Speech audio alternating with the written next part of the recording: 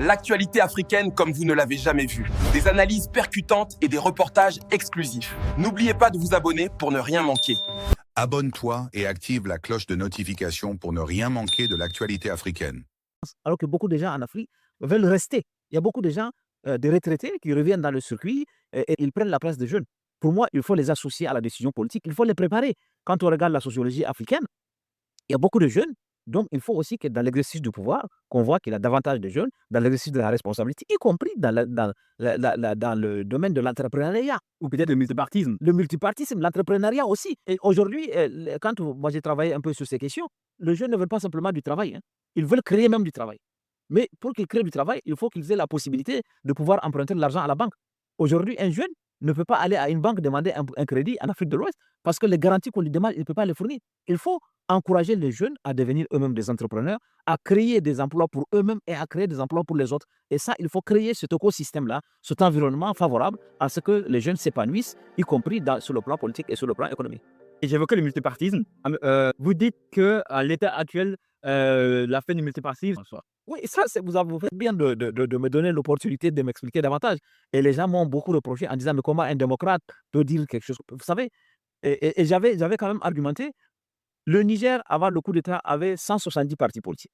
Je vous cite, vous dites, les partis sont devenus plutôt de petites chapelles tenues par des entrepreneurs politiques qui monnaient leur ralliement à la majorité au pouvoir ou qui font des chantages pour obtenir des postes à la tête de grandes entreprises publiques ou parapubliques. Absolument, c'est exact.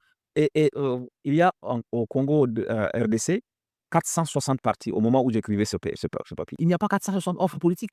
Mais les gens se sont dit, moi je vais créer mon parti, comme ça je vais soutenir le président, comme ça je vais rentrer dans la majorité présidentielle. Et si je suis dans la majorité présidentielle, il y aura une clé de partage. Ça s'est arrivé au Niger. Ce que j'ai dit là est documenté. Au Niger, il y a eu en 2016, le président Issoufou a été réélu et les partis qui l'ont soutenu, c'est à peu près 42 partis. Enfin, on a créé 42 ministères. Parce que chaque parti doit avoir un ministre.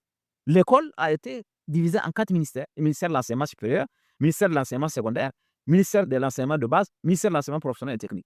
Parce qu'il faut donner à chaque parti. Donc, ce multipartisme-là, où on crée des partis, le parti ne correspond pas à des idées et les personnes ne cotisent pour le parti fait des combines avec des hommes d'affaires, il prend l'argent et s'il arrive au pouvoir, il donne des marchés à ces hommes d'affaires. C'est cette façon de faire du multipartisme qu'il faut remettre en cause. Il y a des partis qui n'ont tenu aucun congrès, aucune instance.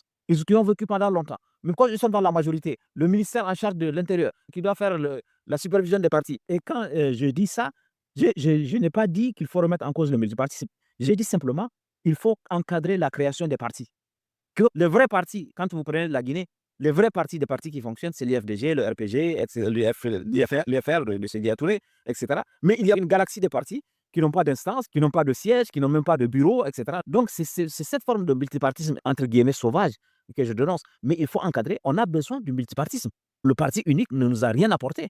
On a vu la période des partis uniques, ce que ça a donné. Le RDA ou les autres partis ne nous ont pas apporté grand-chose. On a besoin de pluralisme. Mais il faut un pluralisme avec des règles. Et il faut un pluralisme où les partis tiennent des instances, ils ont un siège, ils font cotiser leurs militants, ils ne sont pas dans des combines. Même le financement public de partis peut contribuer à la démocratie. Il faut éviter que les partis soient financés par des hommes d'affaires parce qu'on a vu, lorsque les hommes d'affaires financent les partis, ils attendent que les partis arrivent au pouvoir pour prendre tous les marchés. L'arrivée de Donald Trump a bouleversé beaucoup de choses, notamment en Afrique. Les aides de l'USAID ont été arrêtées. Est-ce qu'aujourd'hui, vous pensez que l'Afrique a les moyens de se financer en sachant que l'aide extérieure représentait une grande majorité des financements? Oui, en fait, c'est une posture de paresse qui nous a amenés à compter davantage sur l'aide extérieure. Et il faut, à mon avis, saisir l'opportunité de la diminution de l'aide pour partir sur des bases différentes. Nous avons beaucoup de ressources internes qu'on peut mobiliser et qui peuvent faire qu'on se passe de l'aide extérieure. Quand vous prenez un pays comme le Mali, le transfert de la diaspora malienne correspond à l'aide publique au développement qui est donnée au Mali. En 2023, la diaspora a transféré 523 milliards de francs CFA selon la BCAO, soit l'équivalent de 5,6% du PIB. Donc, nous devons saisir cette occasion que nous donne le tarissement même de l'aide publique extérieure, des financements extérieurs pour mobiliser des ressources. Il y a des économies où le taux de fiscalisation est à 19%, c'est très faible. Il y a une marge de progression. On peut encore davantage fiscaliser, on peut encore faire beaucoup de choses. Donc, nous devons saisir cela, nous devons saisir cette occasion pour compter sur nous-mêmes, les pays du Sahel, puisqu'on parle beaucoup des pays du Sahel dans notre discussion. sont des pays d'élevage. Le Tchad a le second cheptel au monde. Mais ce n'est pas valorisé, ça n'a pas d'impact économique. Nos matières premières sont exportées. Je crois que nous avons une marge de progression. Nous avons la possibilité nous-mêmes de mobiliser davantage de moyens pour nos économies, plutôt que de compter comme on a pu le faire par le passé sur de l'aide extérieure qui nous est donnée souvent avec arrogance, souvent avec mépris. On doit compter sur nous-mêmes. Nous avons des leviers qu'on peut actionner sur le plan économique. Nous avons des choses à rééquilibrer. On parle souvent des États-Unis, mais d'autres partenaires aussi, comme la France, ont décidé de faire des coupes sur l'aide publique au développement, des coupes importantes. Donc, il faut que nous saisissions cette occasion, faire contre mauvaise fortune bon cœur, profiter, transformer ce qui aurait pu être un problème en une opportunité pour que nous puissions mobiliser nos propres ressources. Et si on regarde nos économies, il y a moyen de mobiliser encore des ressources internes. Aujourd'hui, et très rapidement, on voit que le golfe de Guinée commence à être miné par le terrorisme. Est-ce que les accords d'Accra doivent être encore plus renforcés? Est-ce que la coopération doit être encore beaucoup plus accentuée? Quelle est votre position là-dessus? Il faut absolument redynamiser l'initiative d'Accra, qui réunit des pays du golfe de Guinée et des pays de l'AES, doit être revitalisée. L'initiative a commencé à marcher, mais je crois que l'erreur a été de vouloir imiter le G5 Sahel, puisque l'initiative qui avait commencé et qui devait avoir des réunions périodiques au niveau ministériel et des échanges d'informations, des échanges de renseignements, a voulu créer une force de l'initiative d'Accra et finalement, même les acquis ont disparu. Donc, il faut redynamiser, surtout dans le contexte de la disparition du G5 Sahel. Et si l'initiative d'Accra est redynamisée, elle peut être un lieu de discussion où des pays de l'AES et des pays de la CEDEAO vont se parler. Et à mon avis, elle est nécessaire, cette initiative d'Accra, pour construire une réponse transfrontalière et une réponse régionale à un défi qui aujourd'hui est un défi régional. Aucun pays pris isolément, même pas le Nigeria, qui est le plus riche et qui a le plus de moyens militaires, ne peut venir à lui tout seul au bout de cette menace-là. Donc, il faut qu'on travaille ensemble et une instance comme l'initiative d'Accra devait permettre que le travail en commun soit fait et soit avancé.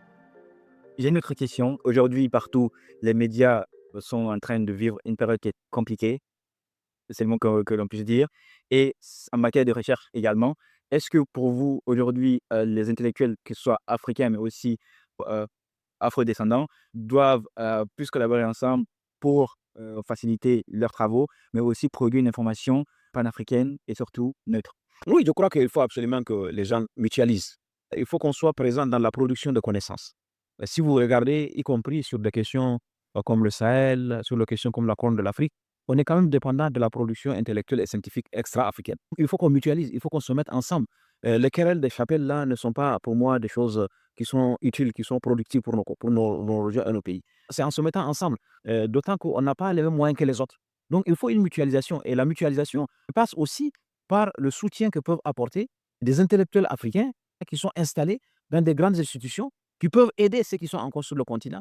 On peut créer des passerelles entre les intellectuels africains, où qu'ils soient, pour justement essayer d'apporter une présence africaine, une lecture africaine, un regard africain, un agenda africain. Parce que très souvent, quand vous voyez, on parle de l'Afrique quand ça ne va pas, on parle de l'Afrique comme un endroit catastrophique, avec les conséquences que ça peut avoir. Moi, il m'est arrivé beaucoup de voyager et de voir des gens pour leur dire, mais est-ce que vous ne pouvez pas venir investir en Afrique? Oh là là, vous savez, en Afrique, il y a beaucoup de corruption. Donc, on a construit des préjugés, on a construit des clichés, on a construit un narratif qui n'est pas africain. Donc, pour construire un contre-narratif, des contre-clichés, il faut justement que les intellectuels africains, que les instituts de recherche africains travaillent ensemble, mutualisent pour avancer. Ok. Vous avez affirmé sur TRT français que vous faites l'objet d'une surveillance, vous faites des bouts téléphoniques. Est-ce que ça a cessé? Moi, je ne sais pas, parce qu'on ne vous dit pas. Moi, je me suis aperçu, parce qu'il y a eu différentes rétractations, des gens qui sont venus ou qui m'ont sollicité, et même, il y a beaucoup de gens, que ce soit des personnes physiques ou morales, qui sollicitent mon expertise. Vous m'avez sollicité parce que vous avez vu ce que je peux produire. J'ai écrit beaucoup d'ouvrages. Je crois que j'ai une double compétence à la fois sur le Sahel et sur le bassin du lac Tchad. Moi, j'ai travaillé beaucoup sur le bassin du lac Tchad. Donc, sur la base de cette expertise, puisque vous parlez, la Suisse, le chef d'affaires suisse ici en France, sur la base de mon expertise, m'a sollicité. M'a organisé même chez lui un dîner avec des officiers généraux qui sont venus m'écouter, qui ont apprécié ce que j'ai dit. Il m'a écrit une lettre manuscrite pour saluer la qualité de mon travail. Mais sur la base de la surveillance de mes communications, il a été démarché pour ne plus avoir de la bonne relation avec moi. Vous êtes donc censuré? Je ne peux pas dire censuré puisque je peux vous parler. Mais il y a des choses qui relèvent plutôt de la mesquinerie, qui relèvent plutôt des coups bas. En tout cas, il y a un travail clandestin un travail pour fossoyer tout ce que je fais, mais heureusement que la qualité de ce que je fais elle n'a pas altéré ma notoriété. Et voilà, donc je ne me soucie pas de savoir est-ce que ça a s'est passé, est-ce que ça s'est arrêté, mais tout ce que j'ai dit, les accusations que j'ai portées n'ont jamais été démenties par personne. Même y compris par les personnes que j'accuse. Moi, j'accuse l'appareil d'État français et je le dis à Paris. Donc, s'il y a une difficulté, les gens peuvent saisir les juridictions compétentes pour que nous puissions en débattre. Mais je suis convaincu que les rétractations n'ont pu se faire que sur la base des communications et sur la base de la surveillance de mes communications. Et cet agenda de surveillance ne s'inscrit pas dans le but légitime de protéger la France. Si j'ai représenté un danger, les gens auraient pris d'autres dispositions que de faire ce qu'ils ont fait. Et au-delà même de de la France, je suis convaincu et j'ai des éléments que des États tiers ont été démarchés. Merci de nous rejoindre sur Débat Afrique. Votre participation compte, alors n'hésitez pas à vous abonner et à commenter.